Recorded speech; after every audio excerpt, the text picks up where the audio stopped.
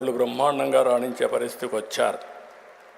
ఇంకో పక్క మొన్నటి వరకు చెన్నైలో ఉన్న ఇండస్ట్రీని ఆ రోజు మేమందరం కష్టపడి హైదరాబాద్కు రావాలని ఫిల్మ్ ఇండస్ట్రీ కోసం ప్రయత్నాలు చేశాం.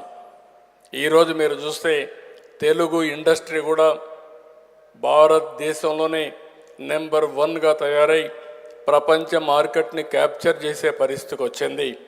ఆ స్థాయికి తెలుగు సినిమా ఇండస్ట్రీ చేరుకోవడం మనందరికీ గర్వకారణం అని చెప్పి కూడా నేను మీకు తెలియజేస్తున్నా. ఈరోజు మీరు ఒక్కసారి చూస్తే కూచిపూడి అది మన సొంతం. ఇలాంటివి అనేక కళలు అనేక సాంప్రదాయాలు మనకున్నాయి.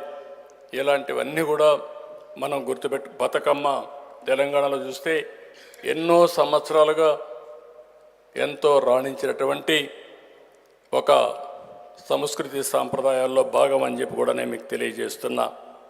ఇలాంటివన్నీ చూసినప్పుడు మన వాళ్ళలో ఎంతోమంది ఉన్నారు.